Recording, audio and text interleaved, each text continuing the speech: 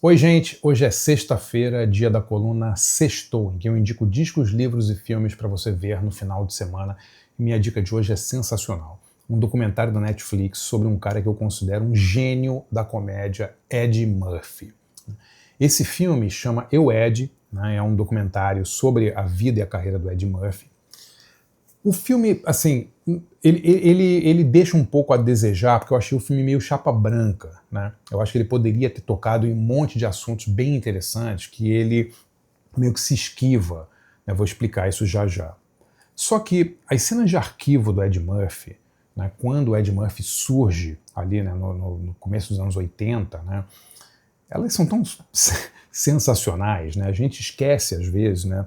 Tem algumas gerações aí que se acostumaram a ver o Ed Murphy e um monte de filme ruim, né? Filmes assim, no máximo, Professor Aloprado e tal, né? Mas um monte de filme vagabundo e tal, e não tem a real noção da importância que teve o Ed Murphy, né, no início dos anos 80. O Ed Murphy surge ali para o grande público exatamente em 1980 no programa Saturday Night Live, né, que era um programa até hoje, né, começou em 75, o programa fez 50 anos esse ano passado, né, transmitido pela TV NBC.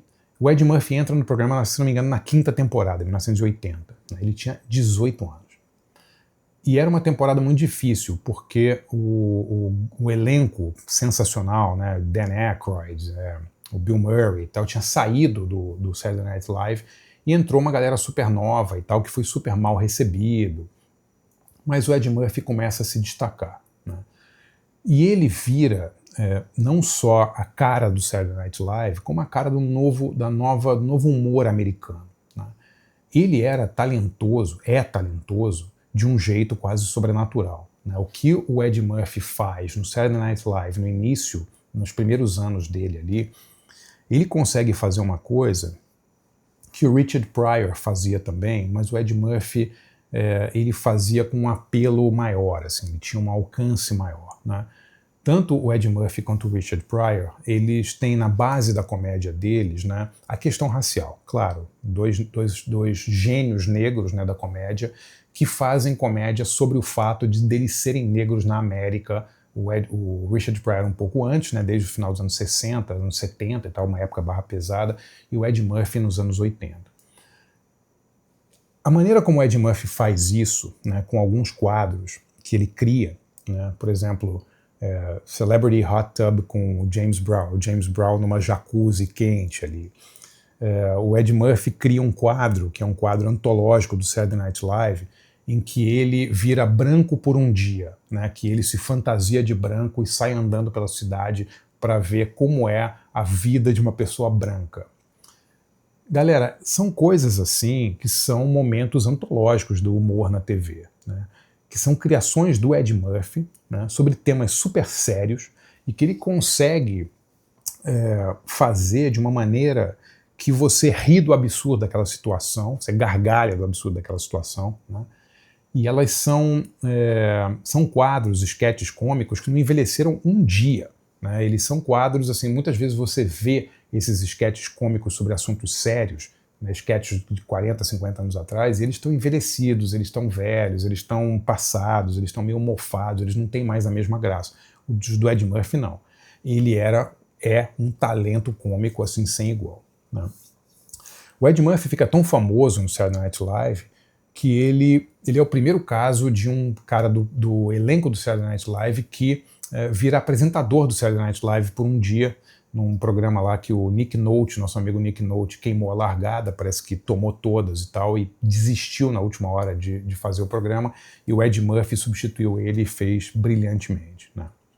O Ed Murphy, ele foi talvez um dos primeiros, acho que um dos primeiros, assim, a fazer a transição da TV para o cinema com muito sucesso, né?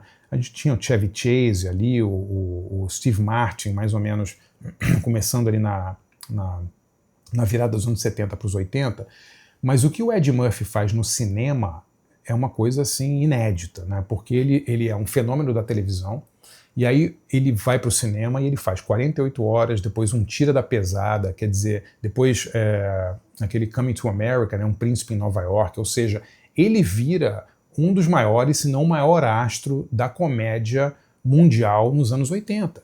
Então, assim, ele é um cara que domina a TV e domina o cinema também. As cenas de arquivo desse documentário Eu, Ed são demais. Mostra ele novinho, mostra ele fazendo os shows de stand-up sensacionais dele. Ele era tão famoso, galera, que ele fez stand-up por 3 ou 4 anos ali, né?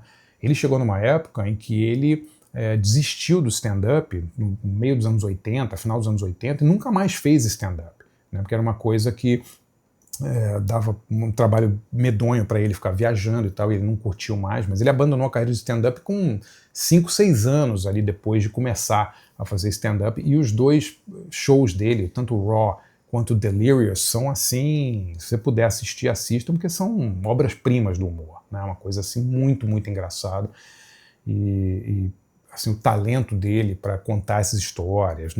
Tem um deles, não me lembro se é no Raw ou no Delirious, que ele conta a história da família e conta os churrascos de domingo na família na casa da família dele, e ele imita absolutamente todos os personagens, o tio, o pai, a mãe, os sobrinhos, os amigos e tal. É um tour de force, assim. O Ed Murphy realmente é um monstro, né? O que o filme não aborda, que eu acho que é muito, muito chato até, deveria ter abordado, né, é uma questão séria da carreira do Ed Murphy, que é o seguinte: ele fez tanto sucesso, né, e ele fez sucesso também fora da comunidade negra, ele fez sucesso mundial, né, que muita gente começou a acusar ele de não, digamos, ajudar novos talentos negros a despontarem, né. Um dos maiores críticos dele era o Spike Lee. O Spike Lee falava isso sobre ele no início da carreira, falava, poxa, o Ed Murphy tem muito sucesso e tal, mas ele não lançou ninguém e tal. E eu me lembro, galera, eu fui entrevistar o Ed Murphy em 94, se não me engano, pro Tira da Pesada 3, né, quando eles revitalizaram a franquia, né.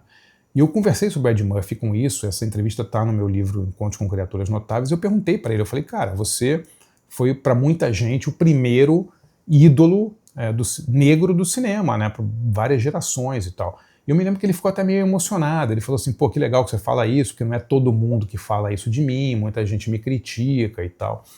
E eu percebi que tinha ali um certo rancor dele, né, por ter sido detonado por uma parte ali do